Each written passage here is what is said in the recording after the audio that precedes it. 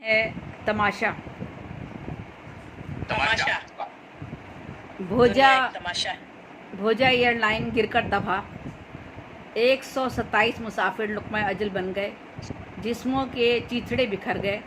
आहो बुका मौत का कोहराम, गुस्सा की चीखो पुकार, जनाजे ही जनाजे। पिछले साल भी ब्लू एयरलाइन का भी यही भयानक मौत का खेल तमाम दुनिया ने देखा था। ना कोई तहकीक, ना हट जाना, न ज़िंदगी का बदल, सब कुछ खबर बना और पुराना हो गया। आज सुबह फिर शाइन एयरलाइन के टायर फट गए, एक और तैयारे के फ्यूल टैंक में आग लग गई, एक पीआईए के तैयारी के अचानक फ्यूल ख़त्म होने की वजह से हंगामी लैंडिंग। हर तरफ मौत के साए, भत्ते, टारगेट किलिंग, बैंक डकैतियाँ, खुदकुश धमाके। सीमा मुसलसल सोचे जा रही थी, क्या वो ऐसे माहौल में अपने आने वाले बच्चे को लाने की जिम्मेदारी कबूल करे। हाल ही में उसकी शादी हुई थी, वो आदिल को पाकर हर गम से नाआशना हो गई थी। हर तरफ खुशियाँ ही खुशियाँ रक्स करती थीं। उसे आदिल ने इतना प्यार दिया था कि वो गुस्सा, नफ़रत और टेंशन जैसे लफ्ज़ों के कर्ब से बेगाना हो गई थी। मगर ये मसरतें आर्जी साबित होंगी, इसका उसे अंदाज़ा ना था। वो हनीमून के लिए मुल्क के तफरीही मकामात के दौरे पर रवाना हो गए। वो सफ़र में ही थे कि अचानक रात के भयानक साए में ट्रेन एक झटके से रुक गई। सीमा की सांसें अथल पथल होने लगीं, दहशत में डूबी, शोर की आवाज़ें उसे दहलाने लगीं। ट्रेन में डाकू चढ़ाए थे, तमाम मुसाफिरों के पास जो कुछ था सब लूट कर वो जाने कब के जा चुके थे। लेकिन सीमा फटी फटी आंखों से अपनी खाली कलाइयों और बहते हुए खून को घूर रही थी। उसकी आंखों के सामने भी खून था और उसके कानों से भी खून बह रहा था। जालिमों ने जल्दबाजी में उसके कानों से झुमके नोच डाले थे। आदिल डाकुओं के आगे तन गए थे और डाकुओं की गोली का निशाना बन चुके थे। लुटी लुटी सीमा जाने कैसे घर पहुंची, उसे तो खुद भी इल्म ना था। कुछ अरसे की बिहाता दुल्हन शौहर की नागहानी मौत के बाद बेवगी का सफ़ेद कफन पहने दुनिया में लाश बनकर रह गई थी। ना किसी से कुछ कहती, ना सुनती, चुपचाप कमरा बंद किए पड़े रहती। लेकिन उसके अब्बा नवीद बेग जब भी टीवी खोलते वो चीख पड़ती, अब्बू चैनल बदलें। मगर हर चैनल से वही दिलसोज अंधोनाक खबरें, मजाकरे, मुबाहिसे, सियासतदानों के बयानात सुनने को मिलते। 6 साला बच्चे के साथ ज्यादती, लाश टुकड़े टुकड़े करके बहा दी गई। सीमा की नज़रों के सामने बोल फिल्म के तमाम मनाजिर उसके असाब को झंझोड़ कर रखने के लिए तैयार रहते। ऐसी ही सैकड़ों खबरें, कुरान से शादी, कारोकारी और जुर्म मोहब्बत के इल्ज़ाम में लड़कियों को जिंदा दफनाना, पसंद की शादी पर दूल्हा दुल्हन को मौत के घाट उतार देना, बच्चों का अगवा, लड़कियों पर तेज़ाब फेंकना, औरत के नाक कान काट डालना, तशद्दुद करके जिंदा ज़मीन में गाड़ देना। जालिम वडेरे ने मासूम बच्चों को अगवा करके उनके गुर्दे निकाल कर बेच दिए। नाकिस मटेरियल की वजह से पुल गिर गया। सियाचिन में तोदे गिरने से फौजियों की अमवात, शिया सुन्नी फसादात, धमाका खेज मवाद फटने से स्कूल के बच्चों के बस धमाके से उड़ गई। होटल पर फायरिंग, सर्च ऑपरेशन, डबल सवारी पे पाबंदी, अमन कमेटी को 2.5 लाख असले के लाइसेंस जारी, सुबह की तकसीम, बंदों की तामीर पर घेराव, जलाओ और मर जाओ मुहिम का आगाज़, डॉक्टरों की हड़ताल, एहतजाज के बाद मरीजों की अमवात, कटी पहाड़ी पर आग और मौत का खेल, और औरतों के साथ ज्यादती, स्कूलों और कॉलेजों से वापस आने वाली तालबात गायब, सैकड़ों दुकानों, बसों, फैक्ट्रियों को नजरातिश कर दिया गया, नौजवानों के कानों और नाक में एल्फी डालकर बिल्डिंगों से नीचे धकेल दिया गया। और बहुत ही तकलीफ देह मनाजिर मैं नहीं पढ़ सकती, बीच में छोड़ देती हूँ। टारगेट किलिंग में और सच्चे वाक़यात हैं। टारगेट किलिंग में आज फिर 10 संवाद का शिकार, बेटी को इम्तिहान हाल तक पहुँचाने वाला बाप से पर टारगेट किलिंग का निशाना। घर में दाखिल होकर 14 साला बेटे को गोली मार दी और दूसरे भाई को बीवी बच्चों के कमरे से निकालकर मौत के घाट उतार दिया। माँ, बीवी और बच्चे सब के सब बेबस।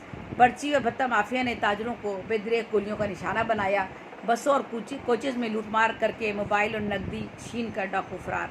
जाली डिग्रियां, जाली वोट, इलेक्शन में धांधलियां, प्रेजाइडिंग ऑफिसर और एजेंट और उम्मीदवारों को घूस और लातों से पीटा गया।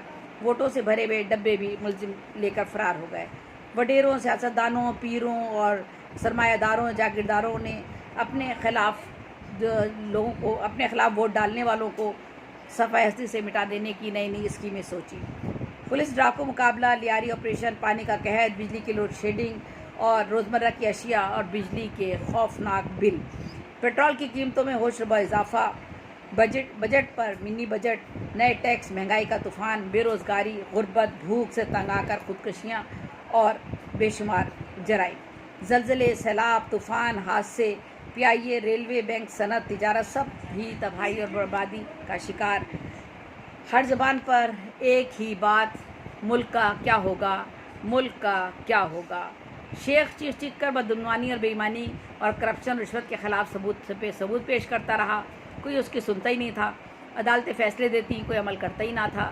عدالتوں میں بھی محتسب انصاف کی کرسیوں پر براجمان تھے، عوام نااہل، کم علم، کمزور، بے بس، مجبور، مہنگائی، بے روزگاری کے مارے ہوئے، رسوم و روایت میں جکڑے ہوئے، مفاد پرست، خود غرض، نفسا نفسی کا شکار، ہر طرف لا قانونیت۔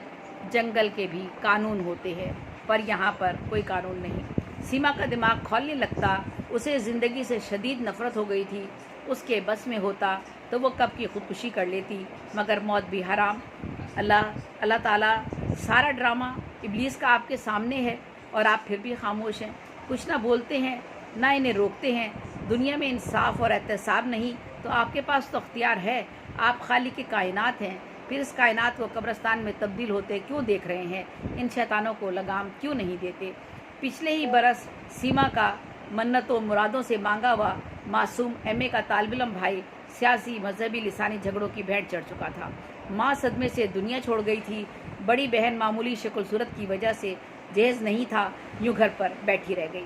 ابا کا کاروبار ٹھپ ہو چکا تھا، دکان پر روز روز کی پرچیاں، کب تک بھتے دیتے، آخر دکان بند کر کے بیٹھ گئے۔ بے روزگاری اور بھوک نے گھر کا رخ دیکھ لیا تھا۔ سیما شچو پنج میں تھی کہ وہ عادل کی نشانی کو اس سماج میں جنم دے یا اسے بھی لمحہ لمحہ مرنے پر مجبور کرے یا اسے گندی غلیظ دنیا میں آنے سے بچا لے۔ وہ تمام رات سوچتی رہی اور پھر اگلے ہی صبح ایک نوزائیدہ بچے کی لاش باہر پڑی ملی۔ سیما نے نئی زندگی کا آغاز کر دیا تھا۔ اس نے ایک اسکول میں ملازمت کر لی، لیکن گھر کے اخراجات، یوٹیلیٹی بلوں اور بجلی کے بلوں نے تو ان کی زندگی تباہ و برباد کر کے رکھ دی تھی۔ اس کی معمولی تنخواہ اونٹ میں زیرے کے مانند ثابت ہوئی۔ وہ کیا کرے، وہ سوچے جا رہی تھی۔ ابا بوڑھے ہو چکے تھے، بڑی بہن ہیپاٹائٹس کی مریضہ تھی، اکیلی سیما ان چلتے پھرتے مردوں کی لاشیں کیسے کاندھوں پر ڈھوئے؟ وہ پاگلوں کی طرح سوچے جا رہی تھی۔ ایک زمانہ تھا کہ وہ بہت اچھی کالم نویس تھی، بڑے بڑے کالم اخبارات میں لکھا کرتی تھی اور اسے کئی بار مختلف سیاسی پارٹیوں نے اپنے حق میں کالم لکھوانے کے لیے آفر بھی کی تھی، لیکن سیما حق اور سچ کا ساتھ چھوڑ کر اپنے قلم کو پابند نہیں کرنا چاہتی تھی۔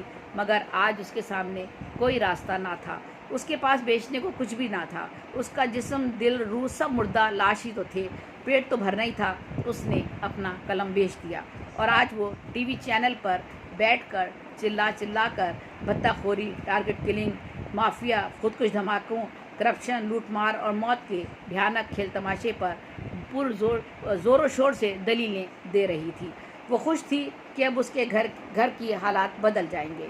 ابھی وہ پروگرام ختم کر کے اسٹوڈیو سے نکلی ہی تھی کہ ایک گاڑی میں سے چند آدمیوں نے نکل کر اسے دبوچ لیا۔ وہ مخالف سیاسی جماعت کے لوگ تھے۔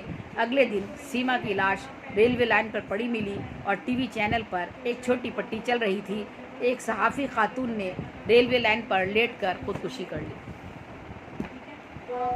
بہت دردناک لیکن تلخ حقیقتیں کہنا چاہیے ہمارے معاشرے بہت واقعی معاشرے میں۔ ہاں بالکل۔ اب میں محترم جناب ناصر علی سید صاحب سے ملتمس ہوں گی کہ اس خوبصورت افسانے کی آپ تجزیہ کیجیے۔ بہت شکریہ، بہت نوازش صاحب، آپ کو سلام۔ وعلیکم السلام ورحمۃ اللہ وبرکاتہ۔ ناشتہ واشتہ چل رہا تھا۔ بالکل راستے سے مجھے یاد آیا کہ مجھے یوں لگا جیسے میں صبح کا اخبار پڑھ رہا ہوں۔ جب بھی اخبار اٹھاتے ہیں آپ، جب بھی کوئی ٹیلی ویژن چینل آن کرتے ہیں تو کسی بھی حساس آدمی کے لیے یہ ایک بہت مشکل لمحہ ہوتا ہے क्योंकि डिप्रेशन बढ़ती जाती है।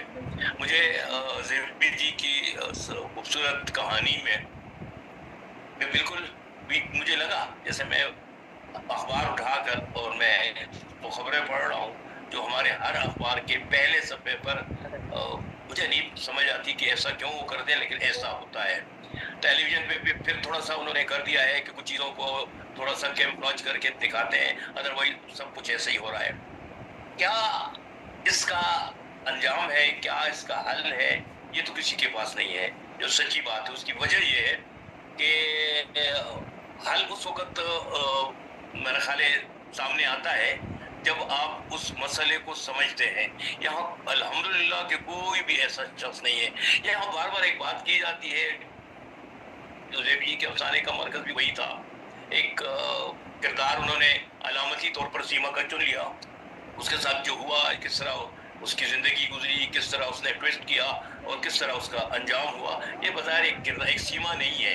ये मैं हूँ, ये आप हैं, हम सब हैं, यह हम सब हैं, हम सब का यही अंजाम है। अगर जिसने भी ज़रा सा भी हवा के खिलाफ चलने की कोशिश की उसका यही अंजाम होगा, वो किसी पटरी पर, किसी नहर में, किसी कुएं में पड़ा हुआ होगा। ये ऐसा होता क्यों है, इसकी तरफ किसी की तवज्जो नहीं है। और इसमें हम बार बार एक बात करते हैं कि जी बेचारे अवाम, बेचारे अवाम, बेचारे अवाम, बेचारे अवाम, जबकि मैं समझता हूँ कि सारे फसाद की जड़ अवाम ही है, क्योंकि ये वो लोग हैं जिनके हाथ में एक ताकत है, एक सिस्टम को ये बना सकते हैं, बहुत बड़ी ताकत होती है। लेकिन मुझे एक आम आदमी की हैसियत से उसका अंदाजा नहीं है। सो मैं अपने ऊपर खुद ही मुसल्लत कर देता हूँ।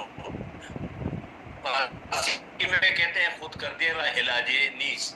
आपने जो काम खुद किया उसका आपके पास बजाय उन लोगों को कोसने के या उनके खिलाफ बात करने के, क्यों ना हम कुछ ऐसा सिलसिला शुरू कर दें जिसमें हम आम आदमी को बताएं कि यार आपको पता नहीं है कि आपको क्या करना है, क्योंकि हमारे आम आदमी को नहीं पता, वो जज्बाती तौर पर रमा दमा हो जाता है। मैं समझता हूँ एक बहुत सच्चा नक्शा खींचा हमारे आज के पाकिस्तान का। मैं इसको बहुत बड़ी कैनवस पे तो खैर नहीं देखना चाहता, मैं नहीं चाहता कि कहीं और भी ऐसा हो, लेकिन जो अपना मुल्क है, जो अपनी धरती है, जो अपनी मिट्टी है, उसमें यही कुछ हो रहा है जो सीमा के थ्रू उन्होंने जेबी जी ने नहाई कामयाबी से बताया। और मेरा ख्याल है कि वही ये मौज़े तंग वाली बात है कि मसले को मेज़ पर तो रख दो, हल हो जाएगा। तो उन्होंने मेज़ पर रखने की कोशिश की है, निशानदेही और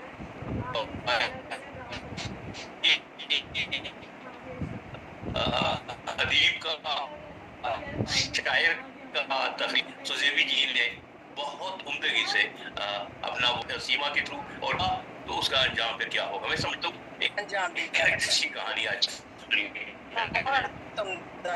बहुत अच्छे आपने बताया। मैं दोबारा AR सागर साहब से कहूंगी कि अपना सिलसिला कलाम को